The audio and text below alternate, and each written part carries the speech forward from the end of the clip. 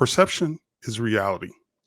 No matter how big you get or how high up the corporate ladder you climb, sounding like you belong in the room when you're trying to make your case matters. And it doesn't stop there. You have to hone your messaging so it lands with the authority and gravitas your dreams deserve. If you have any doubts or reservations about your ability to achieve your goals or sound like it, we have just the expert for you. Today, we're talking with Tom Henschel. Tom is an executive coach, offsite facilitator, and host of The Look and Sound of Leadership. He helps clients be perceived the way they want to be perceived. Tom, welcome to the Subscription Maker podcast. Thanks, Zachary. I'm really glad to be here. So let's start with the hard stuff first. What is perception and how is it influenced by your communication style? Okay. Well, perception as it goes to perceiving each other is my lived experience of you. If I get to watch you in a meeting, I get to watch you present, I listen to your podcast, I get an impression of you based on all your behavior. And the way I make meaning of that, I think Zachary's a really smart guy. That is my perception of you. It's my lived experience of you. How does communication influence that? I think in all kinds of ways. One is you're going to have a style. And so your style is going to be the data that I collect. And then the question is it a style that really works for me? So that's how I think it works together. Not to put too fine a point on this discussion, how do you describe what's at stake with communication and messaging? Wow, I think the stakes are enormous. And this is what I've found with my clients over the years, Zachary, is uh, I get it all the time where someone will call me and say, we have a woman, we really want to promote her. We really want to put her in front of the board of directors. We really think she has a big runway in front of her. But, she's just not polished yet. She's just not ready. Can you give her some executive presence? And I think that's what's at stake. A lot of times it's talk about how you're being perceived. It is, do you get your ideas from your head to their head? Are you able to be influential and persuasive? But do you make sense to people? I think an enormous amount is at stake because it's promotions, it's pay raise, it's all kinds of things. I take your point. Communications is such a fascinating subject that I'm wondering, how does that conversation go? How do you even define the contours of the discussion? Do you play on the client's turf, or do you require some prerequisite of training or level of knowledge? Well, I certainly don't require a prerequisite. So when people reach out to me, often it's because they know I am a communications coach.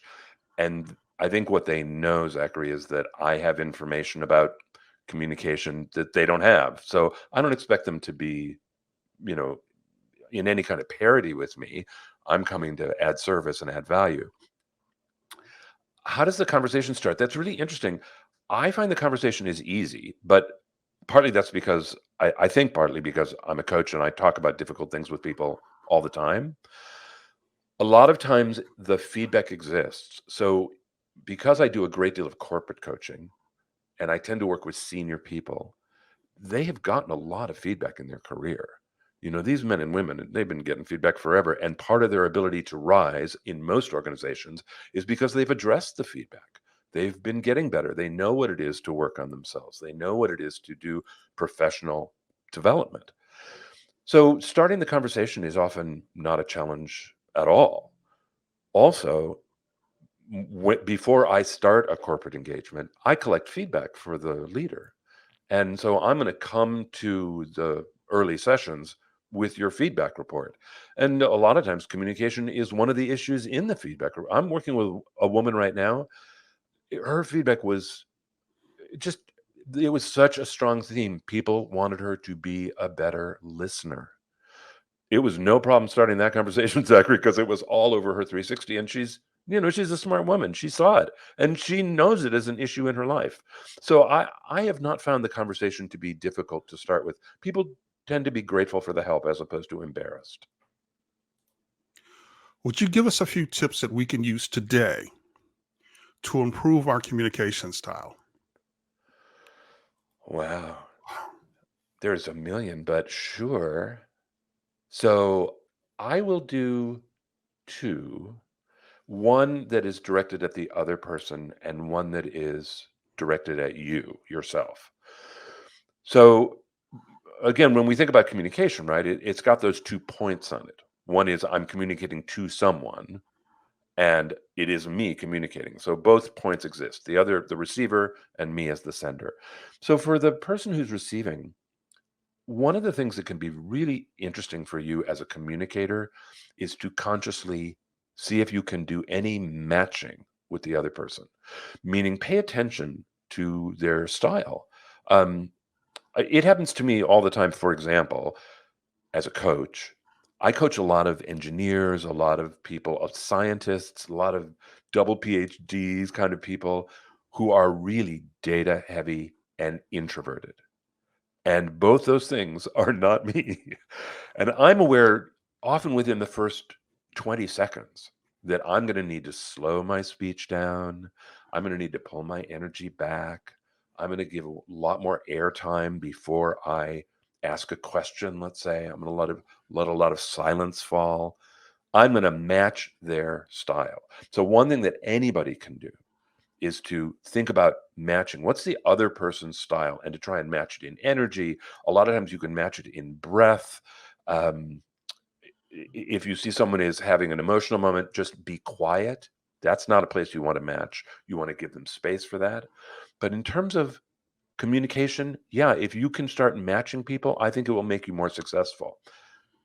That's number one tip. Here's number two: knowing your own style. So, for example, I've always known that I'm a storyteller and a metaphor person. So, I've gotten good at telling stories. I pay attention when I'm in metaphor and I try and hold them and repeat them when I can.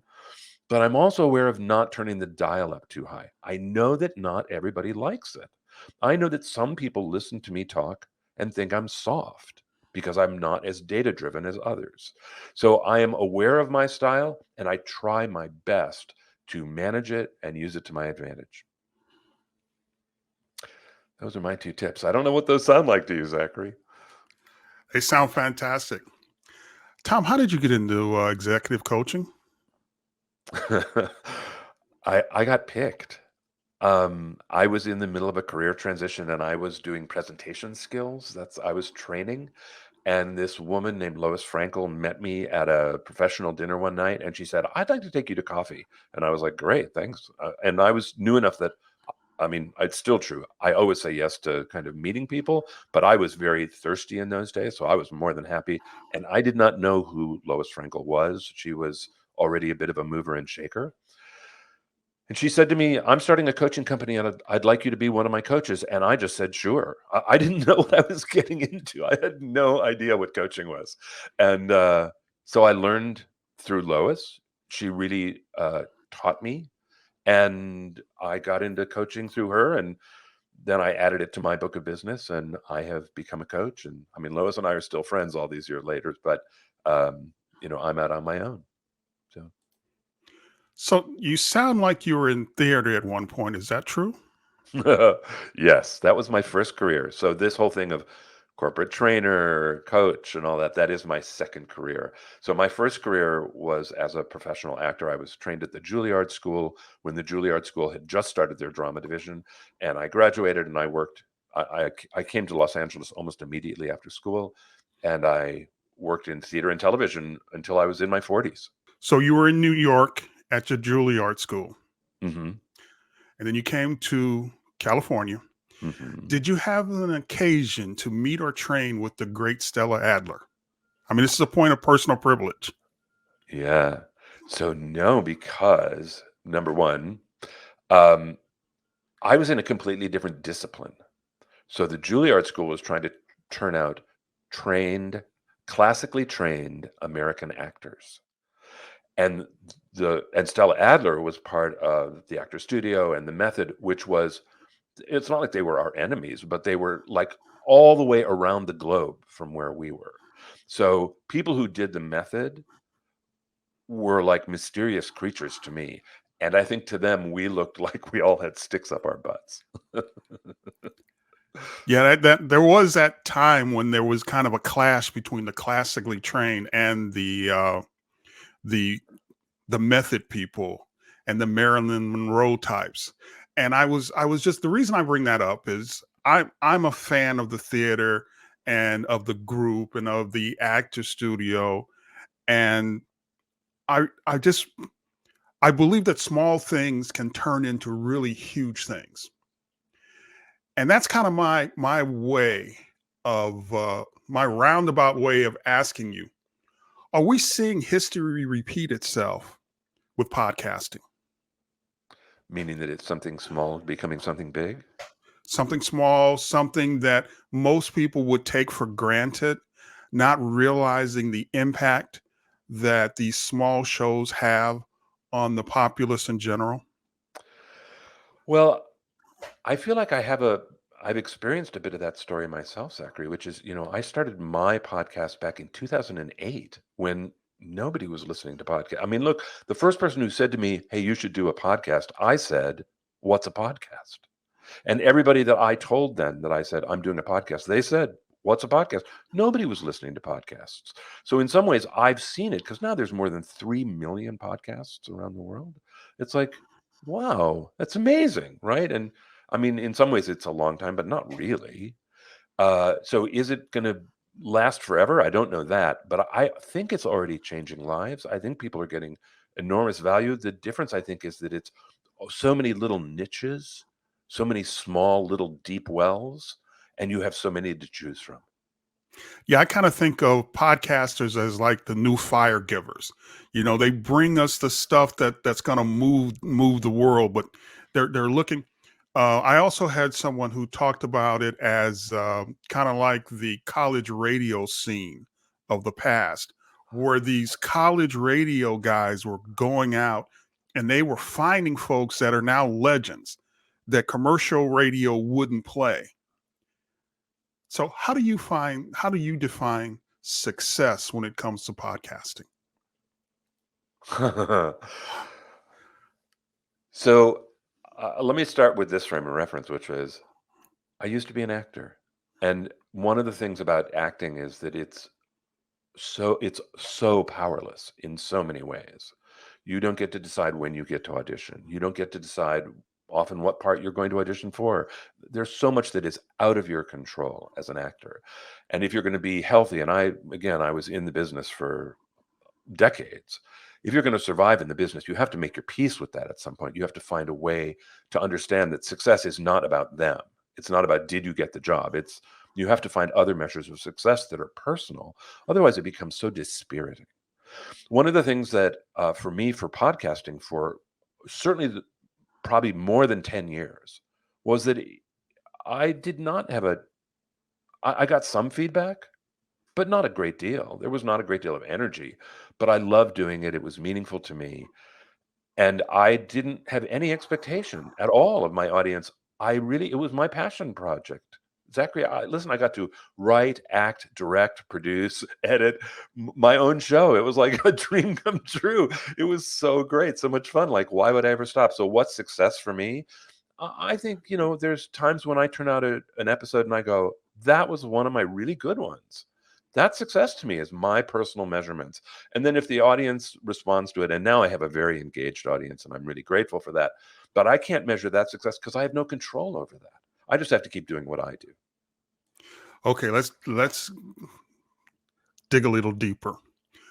What advice would you give anyone considering starting their own podcast? Listen, I think the data is really clear that one of the things that will distinguish a podcast is consistency.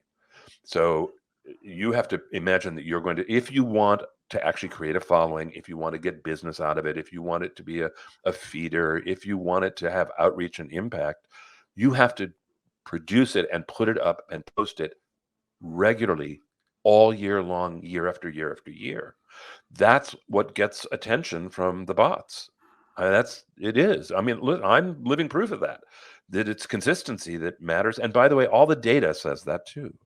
So my advice is, if you're going to start a podcast, think, if you were still talking about this one topic 2 years from now, 3 years from now, every week or every month, mine is a monthly show, whatever.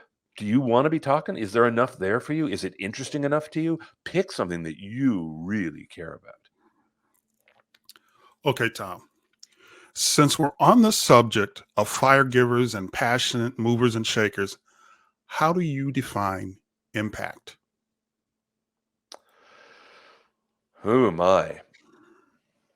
Well, I'm going to give two different frames of reference around this, Zachary. One is, I work a lot in front of groups of people, leadership teams, keynote speeches, big groups, employee groups, 60 people on their lunch break kind of thing.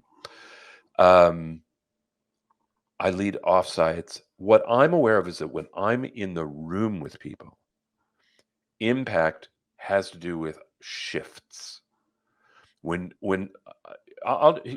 happened the other day, I was with this group of folks, and there was something really wonderful was happening.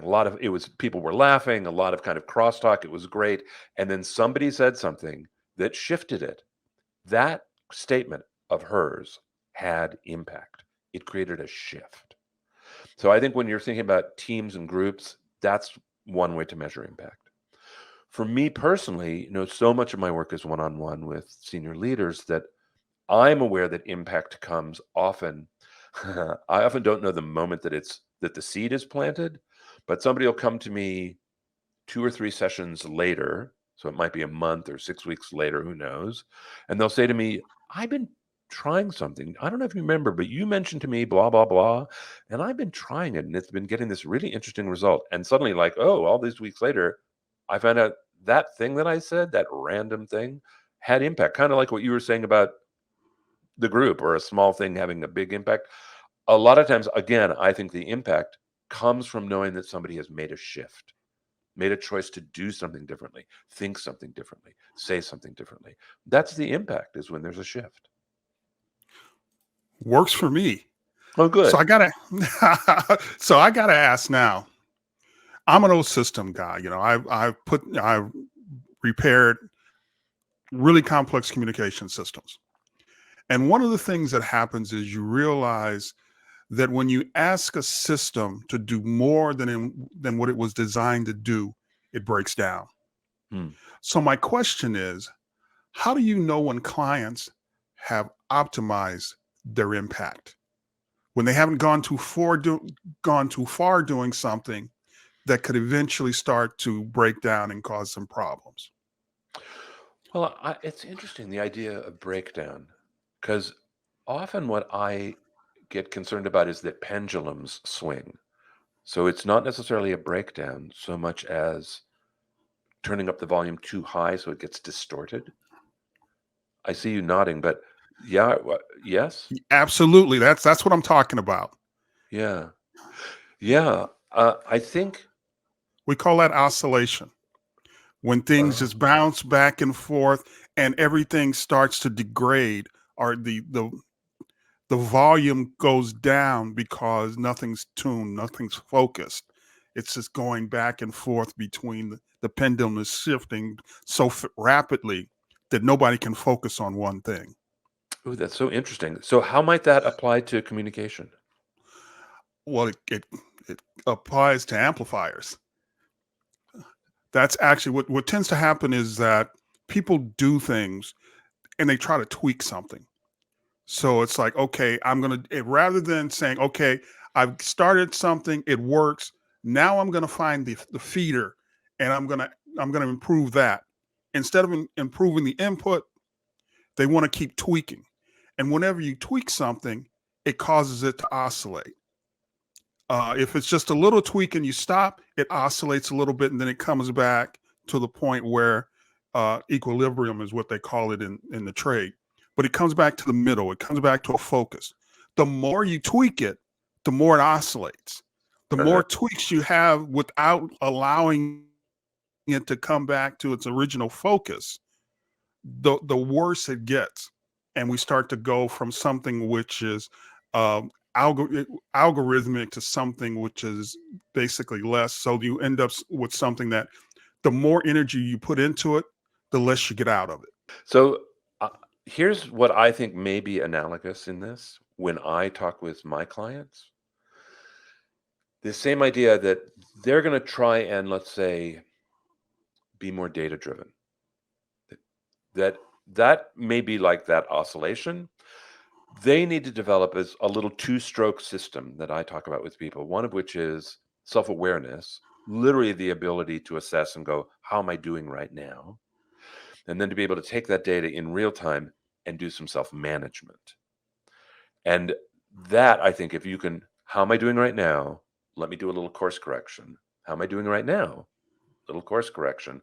Then it's little course corrections that allow you to stay kind of in the middle where it's optimized for your receivers. I think uh, that's that's what it sounds like to me. Absolutely.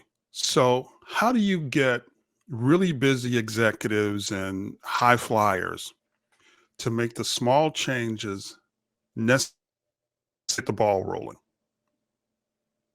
Well, of course, I don't do anything. It's not right. It's not me, but um, I would say that 95% of my clients want to make changes.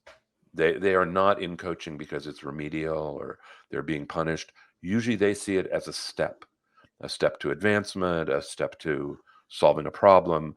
Usually they're eager to be there and they're willing. So I don't need to quote unquote get them to do anything. They're actually looking for paths forward and steps.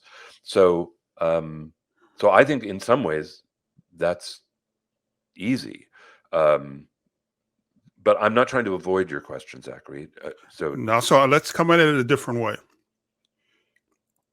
Do you ever get pushback? And if so, how do you handle it? oh, well, yes. So, someone just recently, really really smart guy. Um, he wanted to argue about the feedback for like 4 sessions. he wanted to argue about the feedback. He was not ready to move forward. And again, he's not arguing with me, but he's telling me why it's not quite right or why it's not valid or they don't understand. And what I'm hearing is he's just not ready. He's not, and again, I don't take this personally. It's not about me, but is that pushback? He's pushing back against the feedback Absolutely. Yeah. and he's simply not ready to take it in yet. And my job is to be ready when he kind of can let his guard down, which he did at a certain point. But I certainly didn't. I wasn't like saying, "No, you're wrong." Like, "No, you don't understand." Like, "Can you?" I wasn't pushing on him. I'm kind of, I'm But there you with don't him. let them off the hook either. You don't let them off the hook. No, no. But what I want him to I mean, know, the feedback is the feedback. the The feedback, feedback is the feedback, right? yes, and I need to make space for him. And what I mean by that is I need to let him know. He doesn't know me, by the way. When we start, I'm a stranger to him. He doesn't know who I am. Even if he picked me, like maybe he met 3 coaches and he picked me, he still doesn't really know me. So suddenly he's at his most vulnerable. He's being called out by his peers and his boss. And, and I'm some stranger. And I just want him to know that I, I'm with him.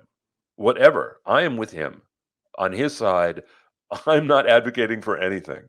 And that means that, yes, I will hold him accountable at a certain point, and at some point I will push back. But in general, it's very rare that I find someone who doesn't want to do the work. Pretty rare. And by the way, I'm grateful for that. It in the old days of coaching, when I started 30 years ago, in the old days of coaching, a lot of people were sent and to be fixed by coaching. So there was a lot of resistance, and that was tough. So it's time for our public service announcement. Tom, what advice would you give youth and young entrepreneurs who want to pursue a career like yours in communications? Mm. Go to Juilliard? No, I guess not. It's a thought. Yeah, well, look, it worked for me. Yeah. And by the way, every now and then, Zachary, every now and then I find a coach who has an acting background. It's really interesting. It's great. It's surprising. Um, if you want to go into communications, listen, there are all kinds of communications. Mine happens to be about style and behavior because think about what I used to do as an actor. If I were going to do transformation, a lot of it's going to be how I think and how I behave. And that's what I am bringing to my communication clients. So I'm bringing to my clients what is meaningful to me. If you, as a young person, think communication is interesting, then I want to say, start paying attention. Do things, watch movies with the sound off. I don't know, see what you see.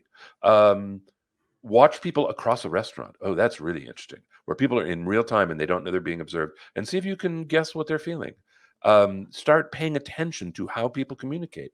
Listen for ums. Go to something like Toastmasters. If you pay attention to it, avenues will open. It's people people are interested in communication. People like to talk about I want to kind of come back to what something you just said. You say that you do a specific kind of coaching. Now, there's a thought that in the old days you could be a generalist. You could just hang your shingle out and say, I'm a coach, and that would be enough. But now there is some talk that coaches need to become more specific, more results driven. What do you think? it. Oh, I think for sure. Listen, I am part of a big community of coaches. I know lots and lots of coaches, and none of us coach on the same thing. If you went down the line and said, "What do you coach on? What do you coach on? What do you coach on?" you would get different answers from every coach. And I think that's right. And by the way, I'll tell you a quick story. Lois Frankel, back in the 1990s, had this idea of a coaching company, and she made it happen, which was a company would pay for one leader to get coaching, and that leader would get three coaches, three, because we all had different disciplines and we came with different tools and different models and different ways of thinking. So, yes, I think there are many different ways to coach, many different expertise. Not everybody does what I do, which is good, right? That's great. As we start to wrap up, Tom, is there anything you wish more people would ask you? Well, I, I get to listen to people, and n- n- now I'm pretty happy with what people ask me in general, but I'm going to take it a slightly different way, Zachary, which is what would I like people to ask me so I could talk about it? Do you know what I mean? What is sweet to Absolutely. me? Yeah, what is sweet to me, frankly, that I rarely get to talk about is how my podcast gets written. Because my podcast is pretty unique and I love writing it, but it's become a really interesting kind of complex little system all by itself. And so I would love to talk with people about that, but I don't expect it. But that's what I wish people would ask about because I'd love to talk about it. Is there anything new on the horizon that you feel comfortable sharing with us? Yes. As a matter of fact, this is completely personal, though. It's not business, which is my youngest daughter and her fiance. I have traveled with them all over the world, and I am meeting them in Portugal in June. So that is on the horizon, and it's what is exciting me these days. So you're going to do the Lisbon thing, huh? We probably will be in Lisbon a bit, but not the whole time. We are going to be out in the country. Yeah. Tom, what's the best way to follow you on social media? Two ways. One of which is my show. The Look and Sound of Leadership is a podcast available wherever you get your podcasts. The other is through my website. So I run a company called Essential Communications, and our website is essentialcom with two m's.com. And we do a monthly email, and that's the best way. But also, too, Zachary, what I want to say is we have so many free resources on our website for people who are looking for professional development. Please go help yourself. Tom, thank you for joining us on the Subscription Maker podcast. My pleasure. Thank you.